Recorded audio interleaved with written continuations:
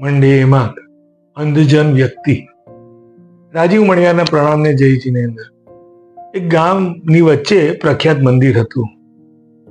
પથ્થરના થાંભલાઓ અને તે મંદિરની ખૂબ જ સુંદર કોતરણી વાળું હતું. ઘણા લોકો આ મંદિરની મુલાકાત લેતા. દરરોજ સવારે સૂર્યપ્રકાશના પ્રથમ કિરણે મંદિરની સ્પર્શતા પહેલા એક વ્યક્તિ, અંધ વ્યક્તિ આવતો. તેની લાકડી પગથિયા પર હળવેથી ટક ટક અવાજ કરતી હતી. ચંદનની મંદ સુગંધ તેને સાચવીને અંદર લઈ જતી હતી. તે ફૂલોથી શણગારેલી મૂર્તિઓ કે ભક્તિમાં ઝળહળતા દીવાઓ જોઈ ન શકતો, પરંતુ તે હજુ પણ દ્રષ્ટિવાળા લોકો કરતા મંદિરને વધુ નજીકથી અનુભવી શકતો હતો. તેના પગ નીચેનો ઠંડો આરસપાન અસંખ્ય પ્રાર્થનાઓનો અવાજ સંભળાવતો. ભક્તોના પગલાઓનો ખડખડાટ શ્રદ્ધાનો લય દોરતો હતો.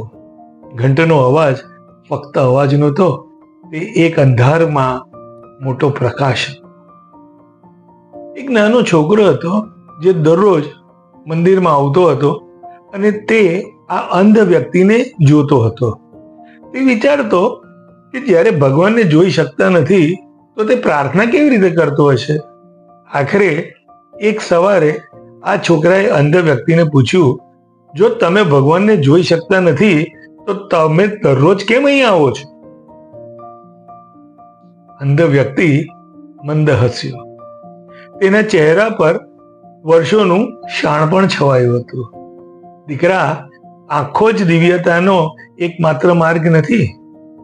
હું તેમને મંત્રોમાં સાંભળું છું, હું તેમને પથ્થરમાં અનુભવું છું, હું તેમને ધૂપની સુગંધથી શ્વાસમાં પામું છું. મંદિર ફક્ત આંખેથી જોવા માટે નથી બન્યો, તે આત્માથી પામવા માટે બનેલું છે. છોકરાએ પૂછ્યું, શું તમે ઈચ્છતા નથી કે તમે પણ બીજાની જેમ જોઈ શકો? માણસનું સ્મિત વધુ ગાઢ બન્યું. હું એક સમયે દ્રષ્ટિની ઈચ્છા રાખતો હતો, પરંતુ સમય જતાં મને સમજાયું કે મંદિરની દિવ્યતા કોતરણી કે રંગોમાં છુપાયેલી નથી. તે મૌનના સ્પર્શમાં, શ્રદ્ધાની હૂંફમાં રહેલી છે. મારું અંધત્વ કોઈ શ્રાપ નથી, એ તો એક ભેટ છે. તેણે મને હૃદયથી જોવાનું શીખવ્યું છે. છોકરો મૌન થઈ ગયો. તે ભગવાનની આગળ અંધ વ્યક્તિને નમન કરતો જોયો.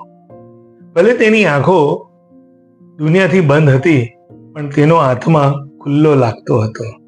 તે ક્ષણે છોકરો સમજી ગયો, શ્રદ્ધા જે આપણે જોઈએ છીએ તેના વિશે નથી, તે આપણે શું અનુભવીએ છીએ એના વિશે છે. આપણે અંદર શું વહન કરીએ છીએ અને જીવનને કેવી રીતે આકાર આપવા ઈચ્છીએ છીએ તેના વિશે છે. મિત્રો, ચાલો આપણે બધા આપણા ભગવાનમાં શ્રદ્ધા રાખીએ. And make your mark.